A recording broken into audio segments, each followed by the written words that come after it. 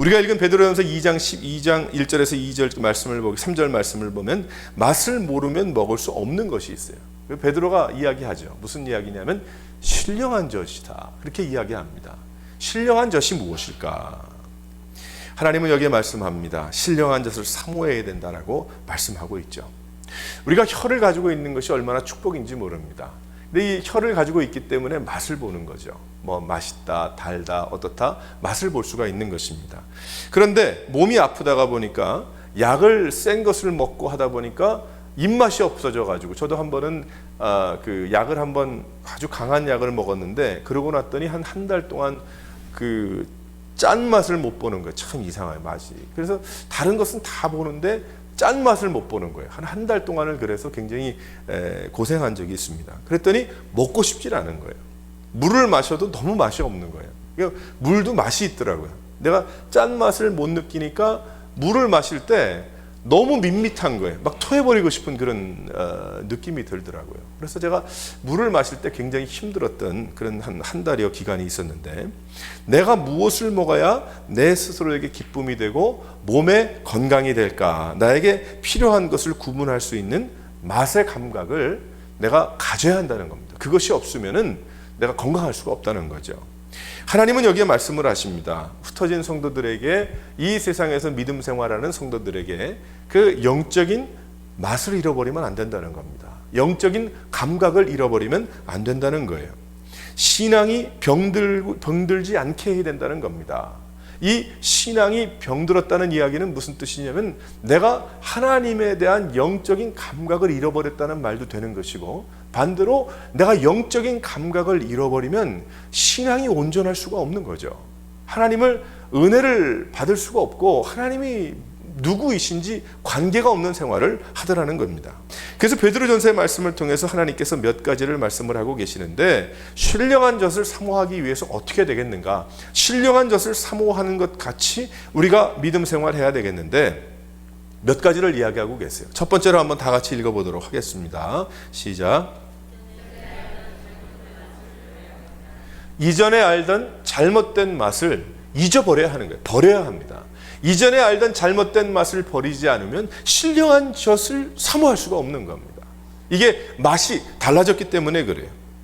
제가 요리는 잘 못하지만 제가 예전에 집에서 가끔 하던 요리가 있었는데, 새우 볶는 것을, 새우 요리도 좋아하고 그러기 때문에 새우 요리를 좀 했어요. 그 새우 요리를 이렇게 하다 보면은 세상에 하나밖에 없는 그런 맛입니다. 제가 하는 그 맛이. 왜 그러냐면 둘이 먹다가 한 사람이 하나 더 먹어도 모르는 그런 맛이란 말이에요. 근데 이 음식을 자꾸 하다 보니까 처음에 제가 예전에 참 잘못했구나를 많이 제가 생각을 했어요. 왜 그러냐면 예전에는 제가 처음 요리를 해보는 거니까, 또 요리에 익숙하지 않다 보니까 이제 여러 가지 저 나름대로 방법이 있지 않겠어요? 뭐 새우를 볶는 방법이 있는데, 그러다 보니까 자꾸 맛을 본단 말이에요. 자꾸 맛을 보다 보니까 이게 나중에 짜지는 거예요. 왜 그러냐면 처음에는 뭐 그만해서 싱겁다, 간장 더 넣어서 조금 더 한 다음에 또 먹어봐도 좀 싱거운가, 그러다 보니까 내가 맛에 점점점 그게 익숙해져 가지고 나중에는 다른 사람이 먹을 때는 좀 짜다, 이렇게 얘기가 나오더라는 거예요. 제 입에는 그냥 괜찮은데 왜 그랬는가 하면 점점 이제 그렇게 되더라는 거죠. 오늘 말씀, 여기에 말씀하는 1절의 말씀을 특별히 보게 되면 여러 가지 맛을 잃을 수 있는 예를 여기 들고 있습니다.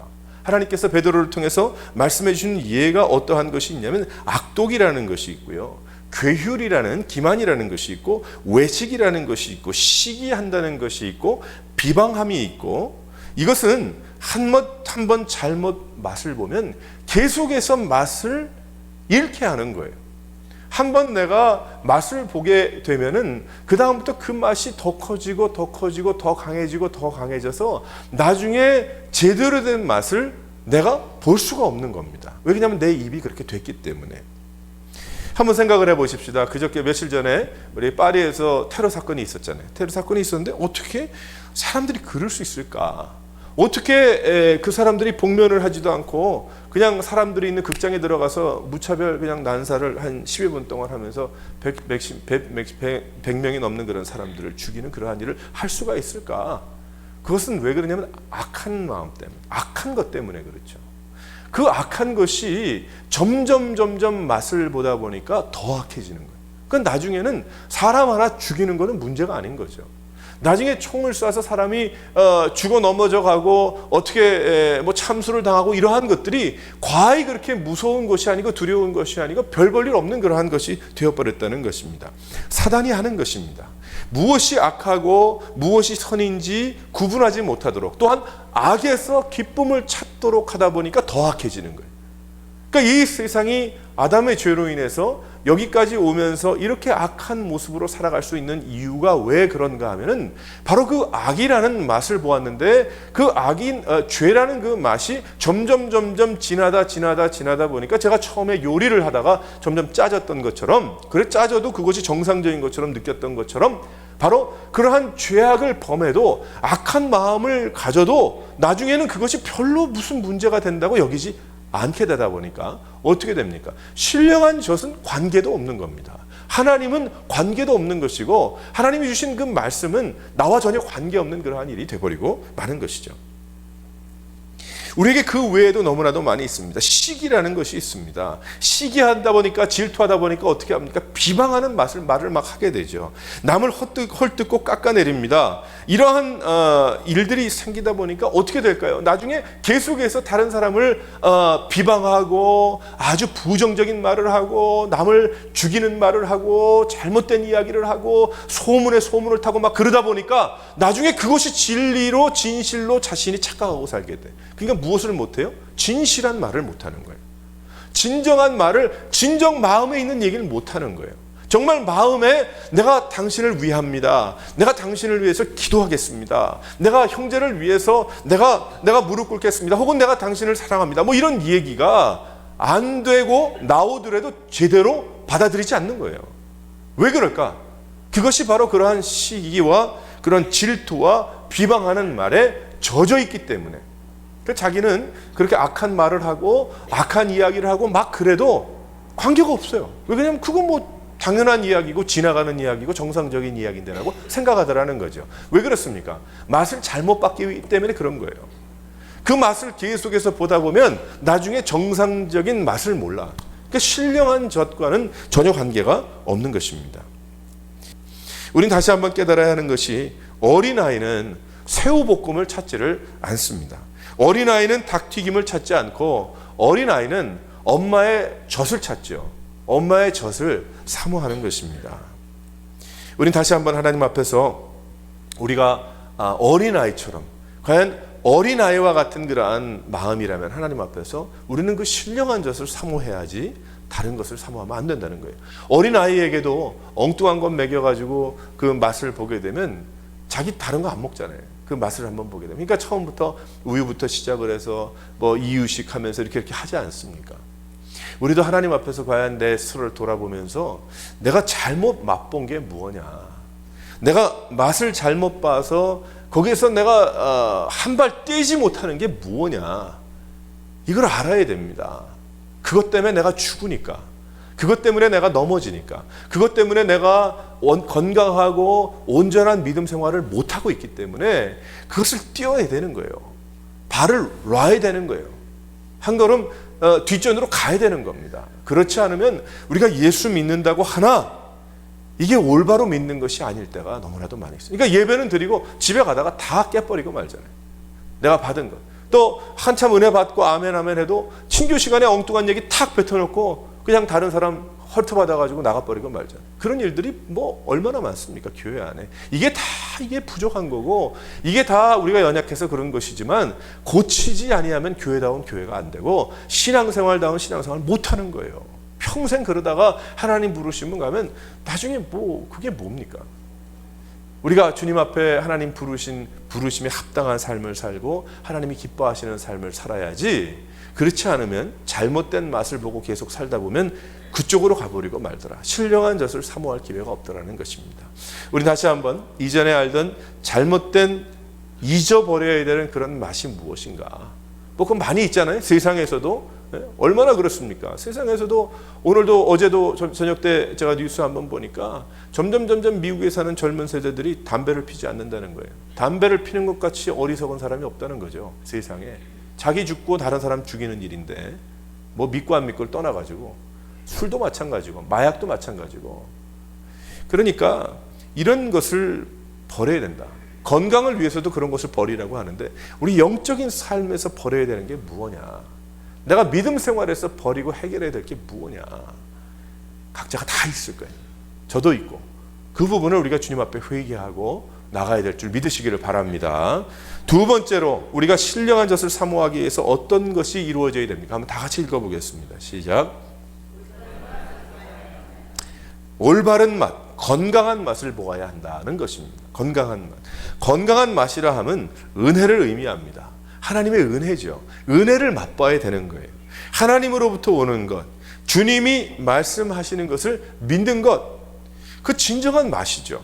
우리가 믿음 생활을 흩어진 그리스도인들이 믿음으로 승리하고 어떠한 상황 가운데도 흔들리지 않고 주님 기뻐하시는 삶을 살아가려면 뭐 해야 됩니까? 하나님이 주시는 맛을 봐야 될 거 아니에요. 그 맛을 모르면 어떻게 믿음 생활을 하겠어요? 못하는 거죠. 우리 예배를 생각해 보게 되면 우리가 어떻게 예배 드려야 될까요? 우리가 정말 주님 앞에서 주일 예배를 통해서 은혜 받지 않으면 안 되는 겁니다. 어떤 분들 이런 분들 계세요. 뭐 여행 중에 뭐 특별한 출장을 가서 그건 문제가 없지만은 어떤 경우 그런 분들 여기 제가 이 지역에 오니까 그런 분들 가끔 계시더라고요. 등록은 다른 교회하고 예배는 여기서 드리고 또 은혜는 라디오로 받아. 그러니까 밤낮 얘기하는 거 보면은 뭐 라디오에서 뭐 들었느니 그 얘기하고 있고 교회 모험은 여기 나와 있고 등록은 다른 교회 하고 있어요. 세상에 그렇게 믿음 생활하는 사람이 어디 있습니까? 근데 그것을 정상적으로 보는 사람들이 있다는 사실이 참 슬픈 현실인 거예요. 그런 분들을 놔두고도 가르치지 않는 교회라는 것이 이건 말이 안 되는 거죠. 왜 그렇습니까? 예수 믿고 하나님께서 교회를 세워주셨고 내가 등록해서 그 교회를 다니면 그 교회에서 은혜를 받아야 되는 거예요. 내가 뭐 주중에 뭐 컴퓨터로 뭐 라디오로 못 들었느니 내가 물론 은혜 받을 수 있지만 가장 내가 은혜 받아야 하는 자리는 나의 교회에, 우리 교회에, 내가 등록한 교회에 그 자리가 바로 은혜 받아야 되는 자림을 믿으시기를 바랍니다. 이게 제대로 되지 않으면요 아주 헷갈리는 믿음 생활을 합니다. 지금 이 세대가 그렇기 때문에 왔다 갔다 난리를 피는 거예요. 교회가 온전하지 못하고 자리를 잡지 못하고 부흥하지 못하고 왜 그런가요? 가봐야 뻔하니까. 이 교회 저 교회. 일부 예배는 50세 이상이 드리는 예배, 2부 예배는 고향 같은 예배, 3부 예배는 젊은이들이 기타 쳐도 되는 예배, 4부 예배는 반바지 입고 나와도 되는 예배. 이게 도대체 뭐냐는, 왜 우리 한국교회가 이렇게 됐는지 모르겠어요. 왜 한인교회가 그 중심에 하나님 말씀을 쫓아 살지 않고 왜 이렇게 유행 따라 이루고 가는지 모르겠어요. 예배는 다 똑같아야 됩니다. 한 지붕 밑에서 1부 예배가 있든 4부 예배가 있든 모두 다 동일하게 은혜 받아야죠. 1부 예배, 만약에 그 교회가 좀 보수 성향을 띈 교회라면 처음부터 끝까지 이렇게 나가면 됩니다. 만약에 이 교회가 회중교회요, 나는 그런 교회가 나에게 좀 더 마음에 와 닿는다면 그 교회 나가면서 그렇게 하면 되는 거지. 너무나 이상한 거예요. 교회는 1살부터 100살까지 같이 있는 곳입니다. 가족인 거예요. 그래서 실은 어린 아이들부터, 우리가 언어 때문에 이렇지 어린 아이들부터 어르신에 이르기까지 함께 예배드리는 것이 정상입니다. 그래서 그것이 가정에서 이제 부모를 통해서 자녀들에게 복음이 전파되고 전달되는 게 그게 바른 겁니다. 일부 예배 드린 성도들이 은혜 받은 그것이 4부 예배 드린 성도들이 은혜 받는 것과 같아야 되는 거예요. 그러면 교회가 갈라지죠. 4부 예배가 아니라 그 교회는 교회가 4개가 따로 있는 겁니다. 뭐 교회가 백화점도 아니고.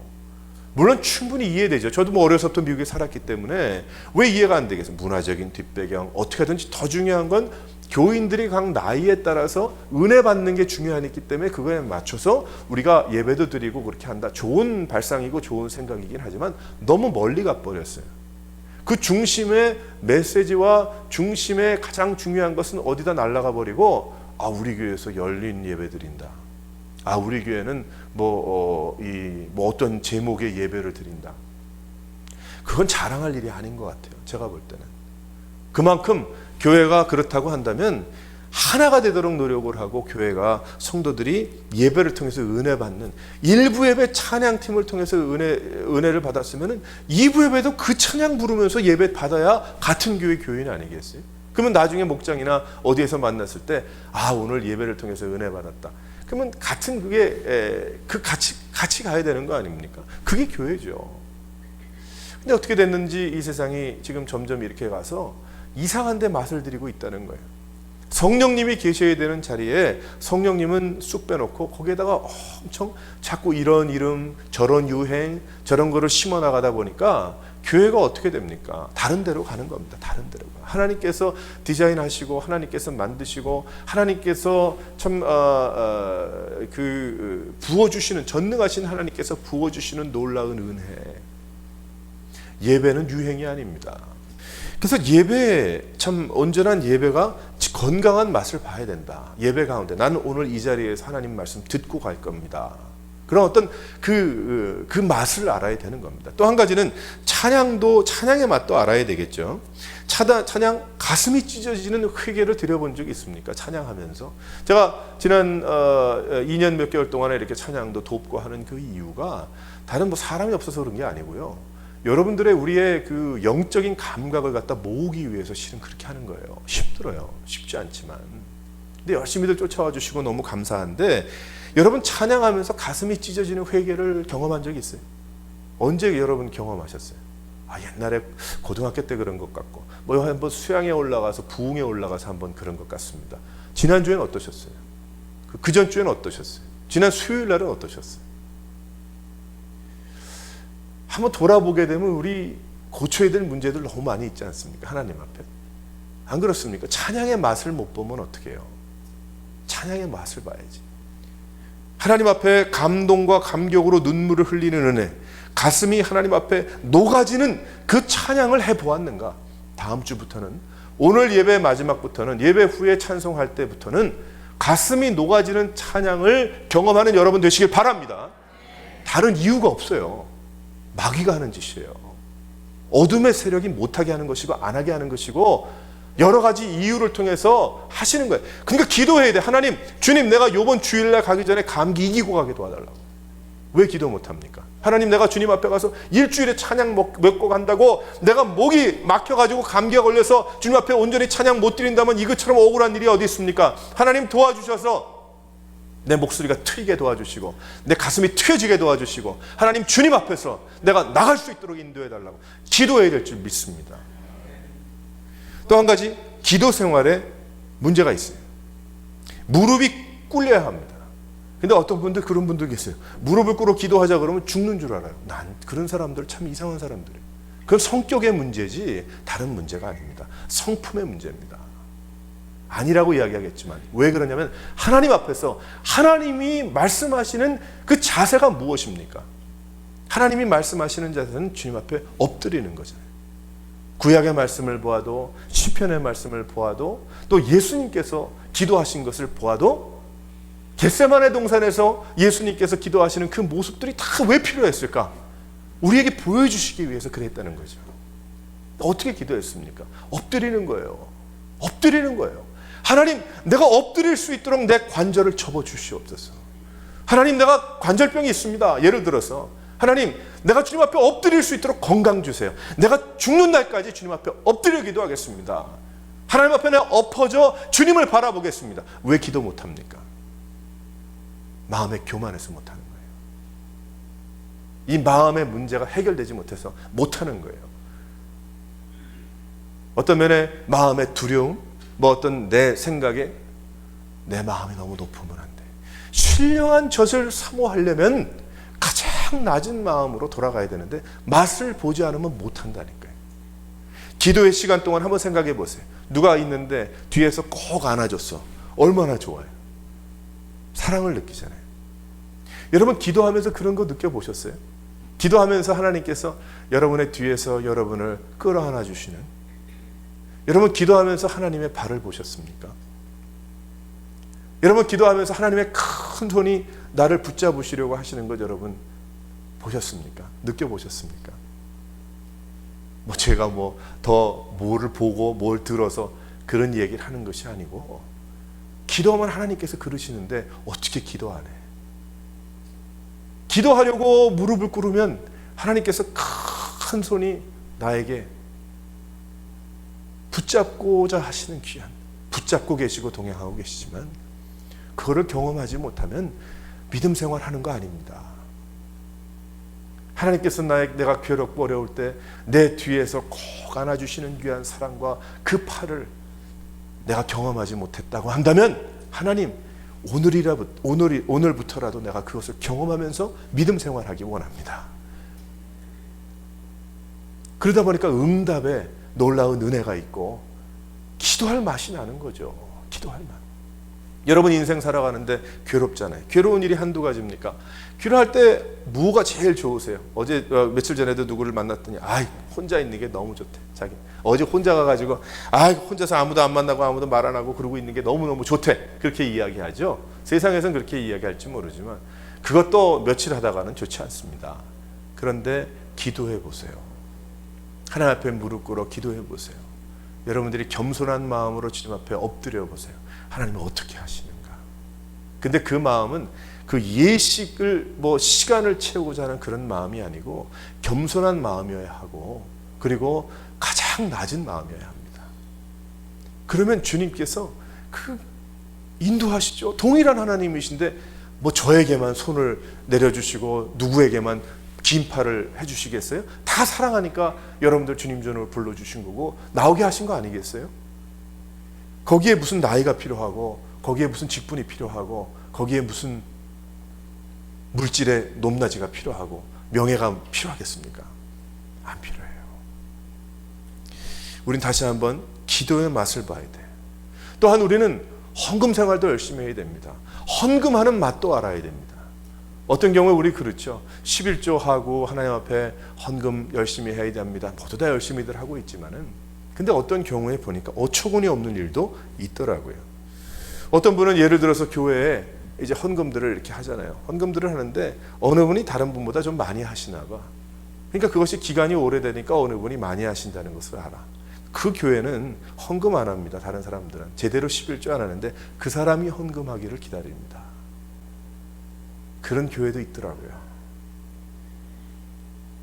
하나님께서 뒤집어 엎으시고 싶을 거예요. 제가 볼 때는 예루살렘 들어가셔서 돈통을 뒤집어 엎은 것처럼 그렇죠? 그러셨을 거예요. 우리가 11조 헌금하잖아요. 그리고 헌금을 드리죠. 그러면 헌금을 왜 우리가 재직회도 하고 공동의회 하면서 헌금에 한 달 동안 얼마 썼고 그거 왜 조사합니까? 그 조사하는 이유가 누가 실수할까봐? 아니요, 그게 아닙니다. 우린 실수가 아니고 우린 다 서로 주님을 사랑하고 의지하는 사람들이기 때문에 그걸 뛰어넘는 이야기죠. 왜 합니까? 내가 드린 헌금이 주님을 위해서 얼마만큼 아름답게 쓰여졌는가? 그거죠. 그래서 우리 재직회 하는 거예요. 그래서 회개 보고 받는 것이고 공동의회 하는 거예요. 지난 1년 동안 내가 하나님 앞에 열심히 11조 드렸는데 이 11조를 통해서 선교는 얼만큼 했고 교회는 얼만큼 아름다워졌고 또 얼만큼 또 복음을 전하게 됐고 했는가. 그러다 보니까 내가 헌금 생활 열심히 하고 내가 드린 헌금에 대해서 기쁨을 갖고 이게 맛이 있어야 되는 거예요. 맛이 있어요. 누굴 보기 위해서 헌금하는 거 아니잖아요. 그러니까 하나님이 기뻐 받으실 만한 다 하나님 거니까 그것도 하나님 거 아니라고 뺏어가지고 11조 안 하고 사는 사람도 있지만은 하지만은 그것도 다 하나님. 아나니와 삽비라 같은 마음 가지면 안 됩니다. 말라기서를 보면서 기쁨으로 드려야지. 근데 기쁨으로 드리는 것이 하나님께 어떻게 쓰임 받는가? 그것도 우리가 알아야 되는 거예요. 우리가 알아야 된다. 사랑의 맛도 알아야 됩니다. 어떤 진정한 사랑의 맛. 어떤 분들은 섞이지 않은 분들 계세요. 아픔이 많아서 그러겠죠. 그러니까 아픔과 괴로움 때문에 서로 하나가 되지 못하고 섞이지 못한 그런 분은 치유받으면 돼요. 치유받고 이제 건강한 목장에 가서 이제 하나님 주시는 게 사랑을 주고받으면서 하면 되는 것이지만 하지만 중요한 것은 아주 교만한 마음 가지고 가까이 하지 않는 사람이 있어요.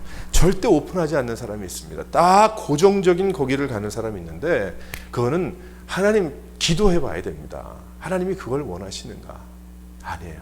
하나님께서 교회로 모이게 하셨고 성도로 모이게 하셨고 목장으로 모이게 하셨으면 섞이라는 거예요. 하나가 되라는 거예요.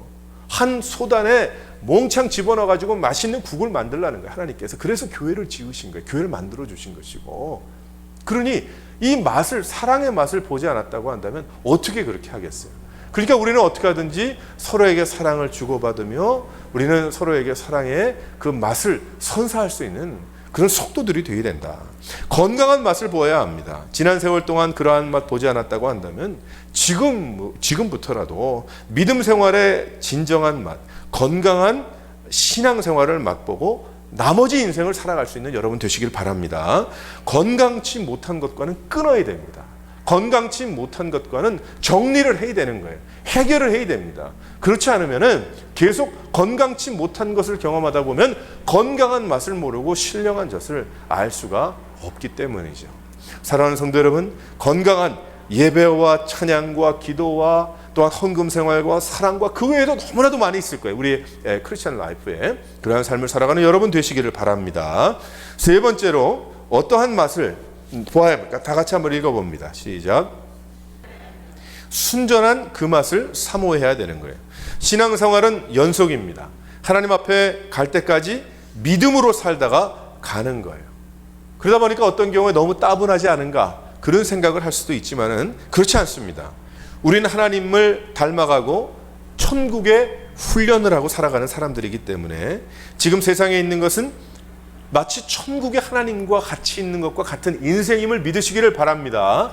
아직 천국에 가지 않았기 때문에 우리는 그냥 세상에 이렇게 있다 그렇게 생각하면 안 되는 것이고 우린 천국 시민인 거예요.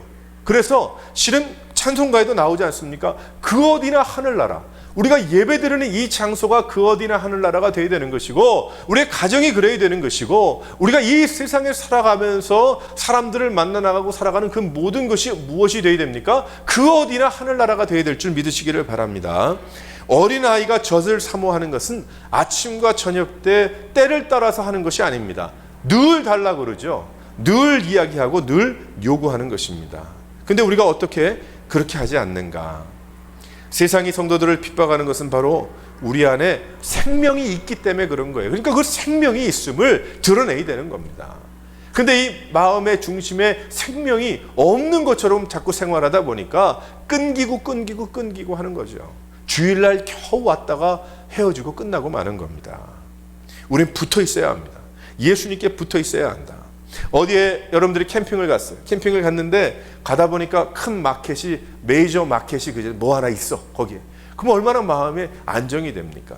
근데 만약에 어디 아무것도 없는 그 장소에 캠핑을 오랫동안 하러 간다고 한다면 어떻게 됩니까? 좀 불안하잖아요. 내가 물을 어디서 살까? 또한 내가 어디서 무엇을 구할까? 그런 생각이 들잖아요. 하나님은 우리들과 함께 하십니다. 우리는 세상과 다른 삶을 사는 거예요. 하나님께서 우리와 함께 하시고 곁에 계시는 것입니다. 홀로 사는 것이 아니라 그리스도와 함께 사는 것이고 교회와 함께 사는 거예요. 그것이 바로 우리의 인생인 거예요. 예수 믿는 자들의 인생인 거예요. 사랑하는 성도 여러분, 우리는 신령한 젖을 사모하라고 했습니다. 신령한 젖은 바로 하나님의 말씀이고 하나님의 은혜고 예수 그리스도를 뜻하고 있지만은 하지만 그러려면 우리는 잘못된 맛을 빨리 잊어버려야 될 것이고 건강한 제대로 된 맛을 보고 그 신령한 젖을 늘 사모하면서 계속 사모하면서 그것을 갈급한 마음으로 나아갈 때에 우리가 아무리 멀리 흩어졌다고 하여도 아무리 혼란하고 어려운 세상에 우리가 살아간다고 하여도 우리가 믿음을 잃지 않고 흔들리지 않고 온전한 마음으로 나가게 될 줄 믿으시기를 바랍니다.